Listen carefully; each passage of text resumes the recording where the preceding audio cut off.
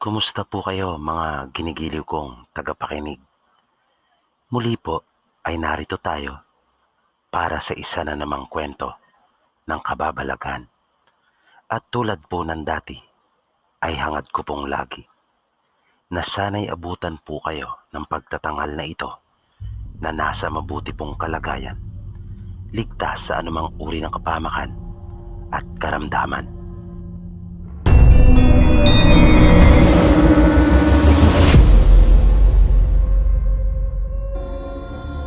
Magandang gabi po sa iyo, Sir Baby. Matagal na rin akong nakikinig sa inyong mga kwento. At sa pagkakataong ito, ay naisipan kong ibahagi yung mga naging karanasan ko.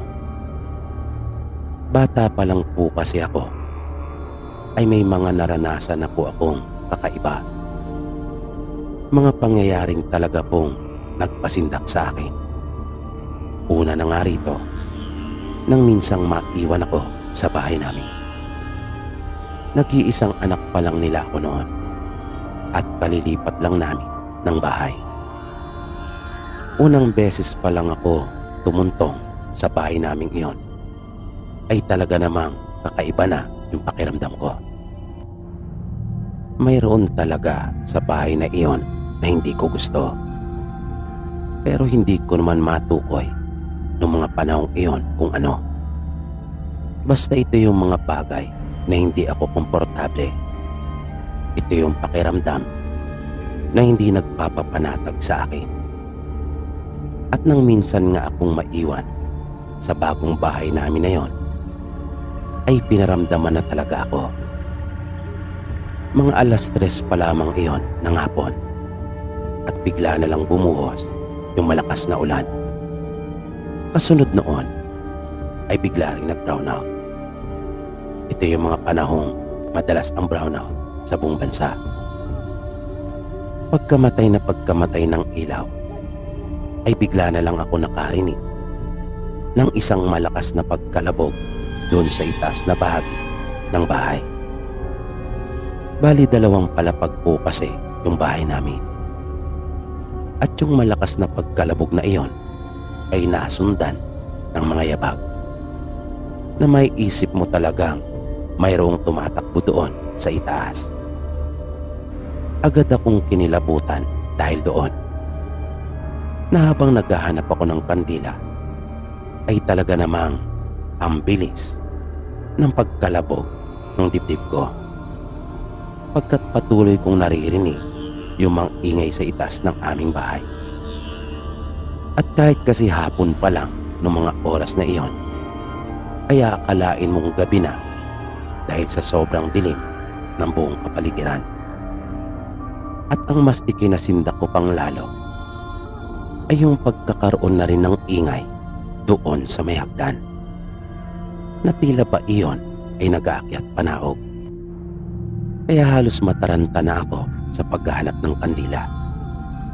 At nang nakakuha na ako, ay agad ko iyong sindihan. Doon ako pumesto sa may sala namin, malapit sa may pintuan. At nang masindihan ko na iyon, ay nakapagtatakang biglang tumahimik na bigla. Nawala ng lahat ang mga ingay, kasabay ng pagkakaroon ng liwanag.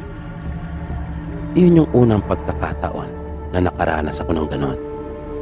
At nasundan pa iyon ng maraming beses. Kung minsan, maging sa pagtulog ko, ay nararamdaman kong mayroong tumatabi sa akin, na lumulubog talaga yung kama ko at gumagalaw ang kumot, pagkat para iyong hinihila at tumatama sa binti ko. At mayroon pang isang pangyayari na hindi ko talaga makakalimutan. Nang bigla akong magising ng madaling araw dahil sa naramdaman ko talaga na parang may nakadagan sa akin. Ang bigat noon at halos hindi ako makagalaw. Buti na lamang at nagawa kong makasigaw. Kung kaya, sumugod ka agad sa kwarto ko si nanay, na nung mga panahong iyon ay gising na at nasa CR. Ang mga panggagambalang ito sa akin ay hindi lamang sa mga ganong uri ng pagpaparamdam. Naranasan ko rin na magkaroon ng mga pasa sa iba't ibang parte ng aking katawan na nagtataka talaga ako kung paano ako nagkaroon noon. Hindi ko talaga maipaliwanag kung paano ko yun nakuha. Maging ang mga magulang ko noon ay lubanang nag-aalala. At ang mas nakakagimbal pa noong huli ay hindi na lamang ang mga ito basta nagpaparamdam lang, kundi ang ilan sa kanila ay nagpapakita na. Alam kong mahirap paniwalaan pero totoo pong lahat ng naranasan kong ito. Yung bahay po kasi na tinitirhan namin noon ay may bakanting lote paikot. At ito po ay napapadiran. Sa loob po ng pader na sakop ng aming lote ay may dalawang malalaking puno. Nang minsang nasa may bintana ako noon at pinagmamasdan yung pagpatak ng ulan, ay nagulat talaga ako nang makakita ako ng isang tao na naroon sa may puno, na nakatingin siya sa direksyon ko ngunit wala itong mukha. Mahaba ang buhok nito at nakasuot ng puting damit na pang sinauna.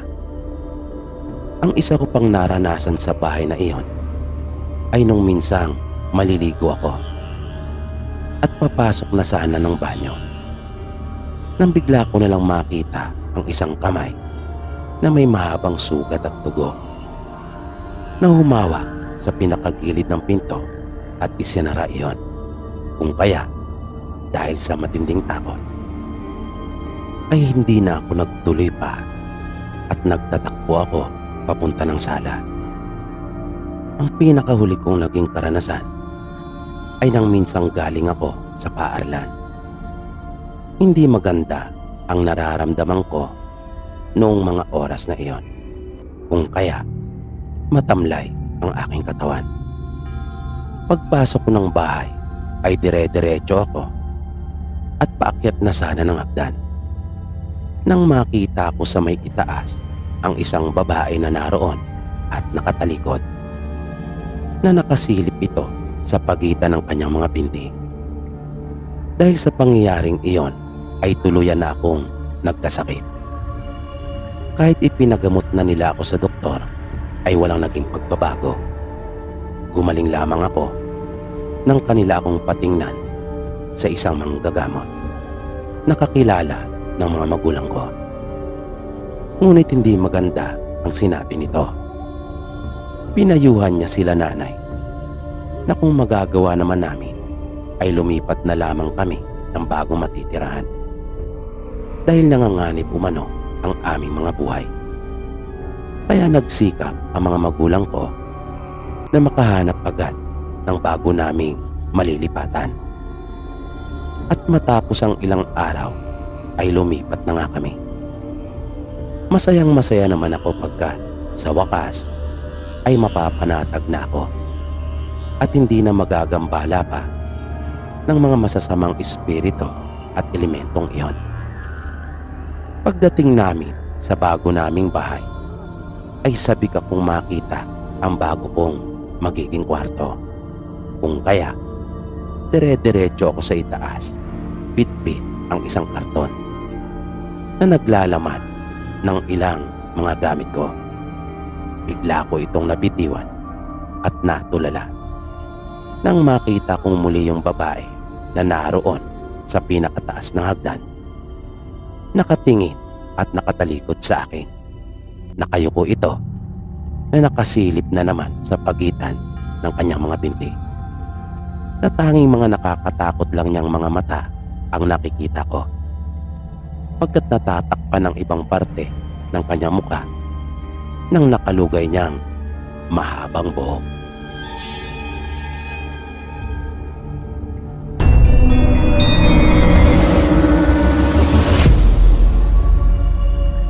Magandang gabi po, Sir PB.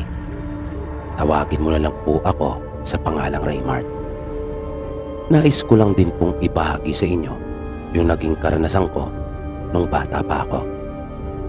Laking Maynila po ako, ngunit nabigyan ng pagkakataong makipagbakasyon sa probinsya ng nanay ko nang mamatay si Lola. Bali, yun po yung unang pagkakataon na nakarating ako doon. At nasa kabundukan po talaga ang bahay nila, na nung mga panahong iyon ay bibihira ang mga bahay doon na yari sa bato, na halos lahat yata ng aming nadaanan nung kami ay bumabiyahe ay talagang mga payak lang at pangkaraniwan. Kabilang ang probinsya nila sa mga mahihirap na lalawigan sa buong bansa noong mga panahong iyon. Tanghali nang dumating kami mismo doon sa bahay ng mga magulang ni nanay, iilan lang ang mga taong naroon. Kung kaya, ramdam mo kaagad ang lungkot. Pero kakaiba pala doon kapag may lamay. Dahil paggabi ay dumadagsa ang mga tao at nagkakasiyahan. At kaya naman wala halos tao kapag araw, ay dahil abala ang mga ito sa kanilang pang-araw-araw na gawain. Nakilala ko rin sa unang pagkakataon yung mga pinsang ko na anak ng mga kapatid ni nanay, at dalawa sa kanila ang halos kaedaran ko. Mas matanda lamang sila sa akin ng 1 taon.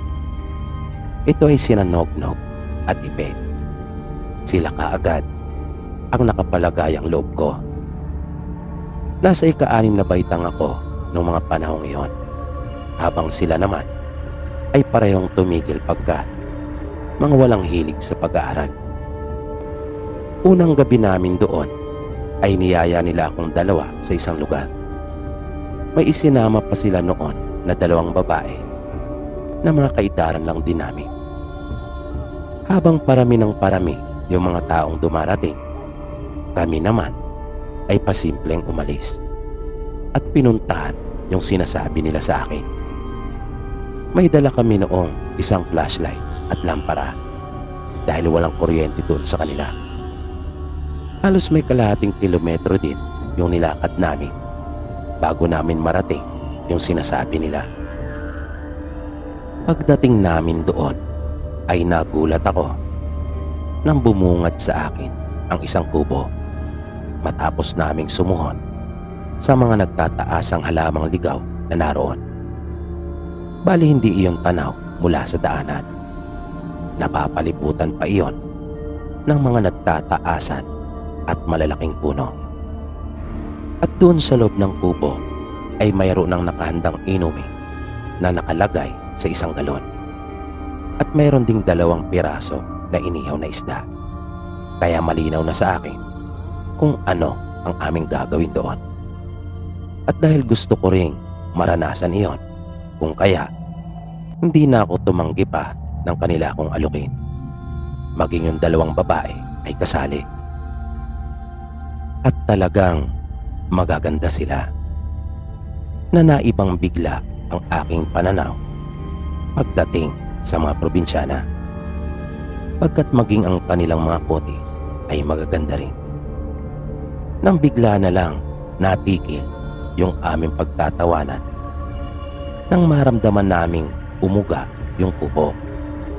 Natahimik kaming lahat at naputol yung aming kasiyahan. Habang tahimik kaming nakikiramdam, ay bigla naman kaming nakarinig ng mahinang tunog. Biglang nagsalita si Nognog at tandang-tanda ko pa yung katagang sinabi niya, "Wakwak." At kitang-kita ko sa kanyang mukha ang takot, na yung binanggit niyang iyon ay iyon mismo yung tunog na aming narinig. Pero di pa malinaw sa akin noong mga sandaling iyon kung ano ba yung wakwak na sinasabi nila. Ngunit may masama na akong kutob, na nasa isa kaming sitwasyon na hindi maganda dahil na rin sa mga ipinapakita nilang reaksyon. At biglang tumayo si Ipe at nakita kong may hinugot siyang isang maiksing itak na nakasuksok sa atip. Doon na talaga ako kinabahan hanggang sa may biglang lumitaw sa bukana ng kubo. Hindi ko tiyak kung ano iyon dahil puro lang itim ang nakita ko, para iyong pakpak. Kung pakpak ng ano ay di ko talaga alam dahil wala naman akong nakitang iba pa maliban doon na tila nakaharang sa may pasukan ng kubo pagkat wala yung pinto. Pero malaki talaga iyon. Kaya ang naging aksyon naming lahat ay ang mapatakbo kami sa isang sulok ng kubo upang lumayo. Maya-maya ay bigla kaming nakarinig ng isang boses at tila may hinahanap ito. Nakita kong umaliwalas na bigla yung mukha ng mga kasama ko. At nang ibaling kong muli yung aking tingin doon sa nilalang ay wala na yon. Biglang sumigaw yung isang babae na kasama namin at sinabing siya ay naroon. Ate niya pala yung naghahanap na iyon sa kanya na madalas ding kasama nila Nognog at Ibe. Nagpasya kaming lahat na bumalik na sa bahay nila Lolo at doon na lamang ipagpatuloy sa may malapit. Doon kami pumwesto sa likurang bahagi ng bahay kung saan ay bagya pa rin kaming naaabot ng liwanag. Kaya medyo napaisip ako na pwede naman pala nilang inumin yun doon. Bakit kailangang doon pa sa kubo na medyo may kalayuan? Kaya duda ko ay may iba pa silang gagawin doon. At siguro gusto ng dalawa kong pinsan na maranasang ko rin yun. O di kaya naman ay nais nilang magpasikat sa akin na naudlot naman dahil sa dinayo kami ng aswang na ang tawag sa kanila ay wakwak.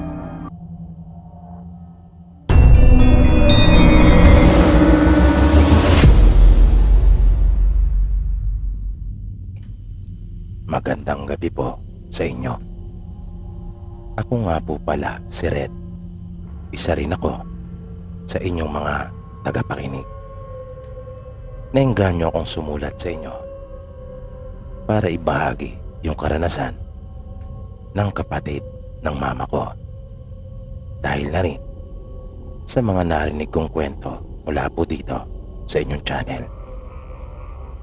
Bali naganap po ito doon sa kanilang probinsya.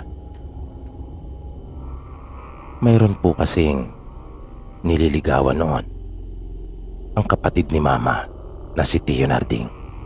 At ito ay taga-ibang bayan na may kalayuan po talaga ang lugar ng babae mula sa kanila. Noong mga panahong iyon ay hindi pa gaano uso ang sasakyan doon sa kanilang lalawigan, na kung meron man silang nakikita ay mangilan-ngilan lamang at mabibilang talaga sa daliri. At wala pang mga pampasahero noon, pawang mga pribado lamang, kung hindi naman ay mga truck na ginagamit sa pagdi-deliver ng iba't ibang produkto. Kaya ang tao noon sa kanila ay sanay talaga sa malalayong lakaran, kung minsan naman ay kalabaw o di kaya'y kabayo ang kanilang sinasakyan. At ang kapatid ni mama ay may inaalagaang kabayo noon. Paalaga ito sa kanya ng kanilang tiyuhin. At iyon ang kanyang ginagamit sa panliligaw.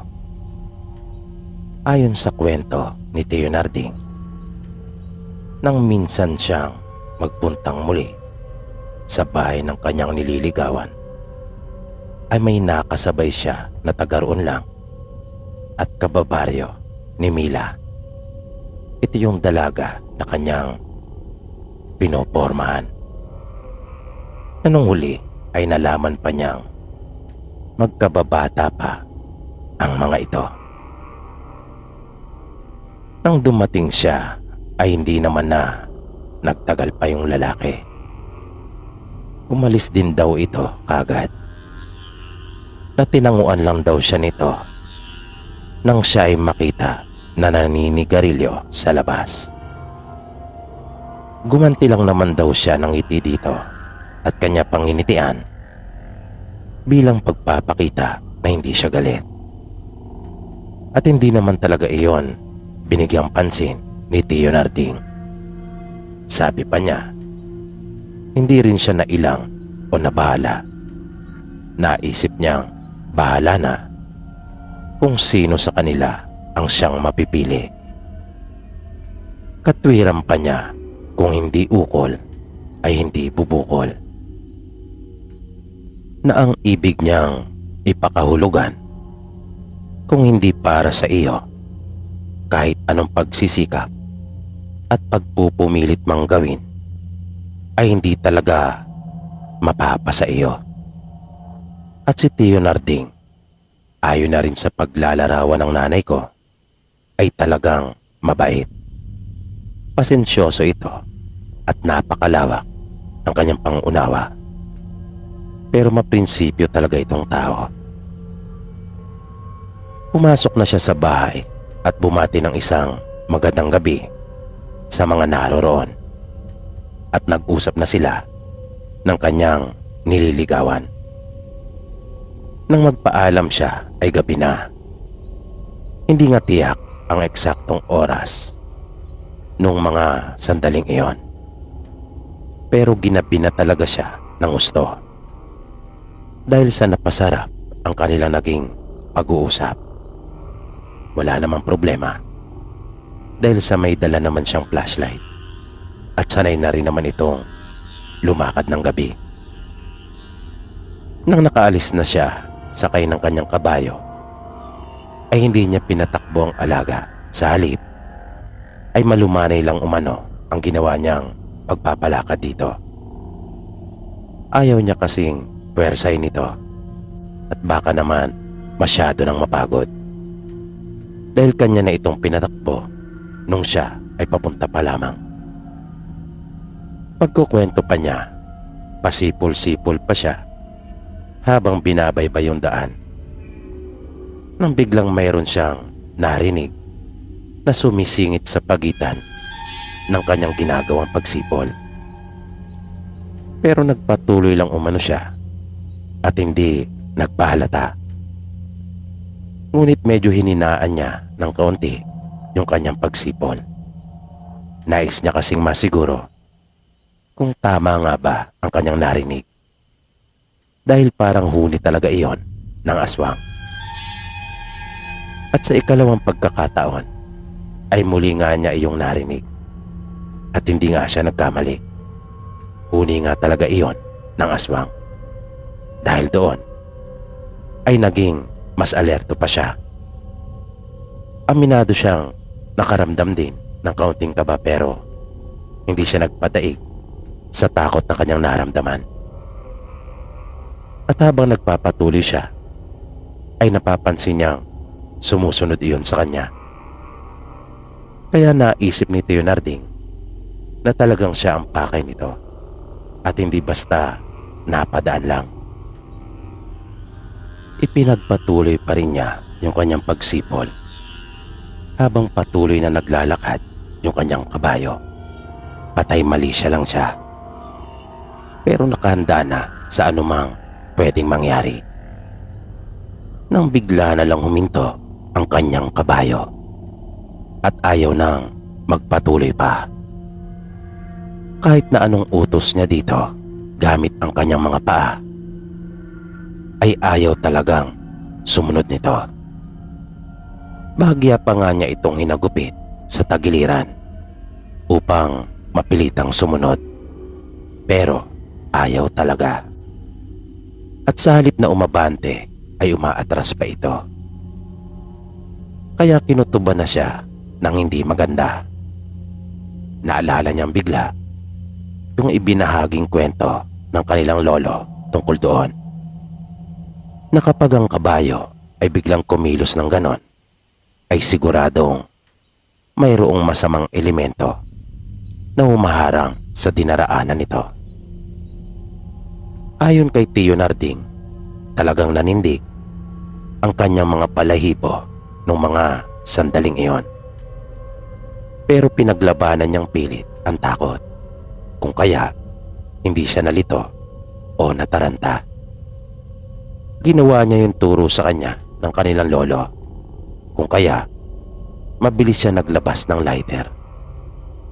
Sinaunang lighter ito na isang sikat na brand noong mga panahong iyon na nilalagyan ng fluid, at ito ay windproof. At nang magsindi na iyon ay agad niyang inilapit sa buhok ng kabayo na nasa gawing batok nito. Mabilis na umalingasaw ang mabahong amoy ng sunog na balahibo nito, at bigla na lamang tumakbo ng ubod bilis yung kabayo. Kumapit siya ng mabuti sa renda nito, pagkat noon lang niya ito nasakyan ng ganong kabilis ang ginagawang pagtakbo. Pero hindi pa rin siya napanatag, dahil kanya pa ring naririnig ang huni ng aswang, na malakas ang kanyang kutob na sinusundan pa rin siya nito, hanggang sa masapit na nila yung ibabaw na bahagi ng burol na malapit na sa kanilang bahay. At biglang huminto yung kabayo. Sumigaw si Tio Narding at humingi ng tulong, dahil ramdam niyang sinundan pa rin siya ng aswang, at alam niyang nasa paligid lamang ito, kung kaya nga biglang huminto na muli yung kanyang kabayo. Maya-maya pa ay bigla na lang siyang napayuko nang maramdaman niya yung malakas na hanging dumaan sa ibabaw ng kanyang ulo. Mabilis na niyang binunot ang kanyang baril na nakasukbit sa kanyang bewang sa harapan, at agad iyong pinaputok pa itaas. Umalingaw-ngaw yung malakas na putok noon, kung kaya lalo nang nagmadali ang kanyang mga magulang at kapatid. Kwento pa ni Mama, panay na raw ang sigaw ng kanilang ina at alalang-alala kay Tio Narding. Ang tatay naman daw nila ay hinugot na lang ang itak nito na nakasabit sa dingding, at hindi na itinali pa sa bewang kasamang lalagyan nito. Basta kanya na lang daw hinugot iyon dahil sa pagmamadali. Nang malapit na sila kay Tio Narding, ay nakita nila itong tila may inaasinta sa itaas, na siya ay nakatingala at itinututok ang kanyang baril. At paulit-ulit daw nitong binibigas ang katagang aswang. Ngunit nang tuluyan na silang makalapit sa kanya, ay tumigil na rin ito at sinabing na wala na yung aswang. Nang nasa bahay na sila, ay ikinuwentong lahat ni Tio Narding ang nangyari at kung paano siya sinundan ng aswang. Matapos na mangyari iyon, ay ipinagpatuloy pa rin naman ni Tio Narding yung kanyang panliligaw. Yun nga lang, ay lagi na siyang may mga kasama sa pagpunta roon. Kung minsan nga, maging ang kanyang ama ay sumasama. Hanggang sa mapasagot na ni Tio Narding si Tia Mila, at kalaunan ay namanhika na sila. Nagkatuluyan sila ni Tio Narding. Nung huli ay nalaman nilang yung kababata ni Tia Mila na karibal ni Tio Narding ang tumambang at tumabol sa kanya. Hindi ito tinanggap ni Tia Mila at ng kanyang mga magulang, dahil sa kilalang aswang ang angkan nito doon sa kanilang lugar. Dahil naman doon ay sinisinimando ang kanyang ina, bunga ng kanyang pagkakabigo na mapaibig si Tia Mila, dahil ang kanilang ina umano ang dahilan ng kanilang pagiging aswang. At dahil doon, kung kaya lahat ng kanyang ligawan ay hindi siya tinatanggap. Si Mando ang siyang naging karibal noon ni Tio Narding, at ito rin yung pinaniniwalaan nilang aswang na nanambang at tumabol sa kanya. Usap-usapan pa sa baryo nila Tia Mila na bigla na lang namatay ang nanay nila Mando at kasabay din noon yung kanyang pag-alis sa kanilang lugar. Kaya hinala ng marami, ito ang dahilan kung bakit namatay ang kanyang ina, na mayroon itong ipinakaing kontra sa matanda, kung kaya bigla itong nagkasakit at namatay.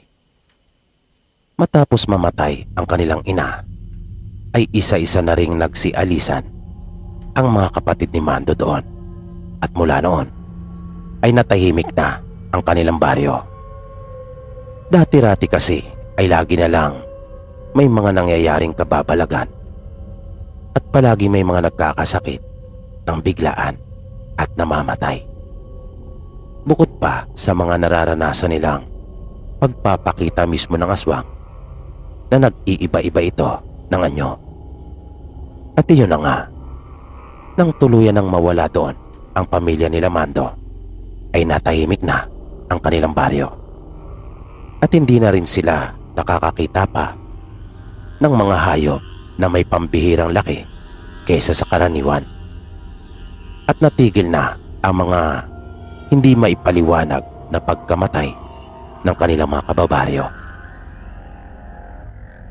At dito po nagtatapos ang itinampok nating kwento para sa gabing ito. Nawa ay inyong nagustuhan at patuloy nyo pa sanang subaybayan ang mga susunod pa nating kwento dito lamang sa Mga Totoong Kwento ng Kababalaghan. Maraming salamat po at hanggang sa muli.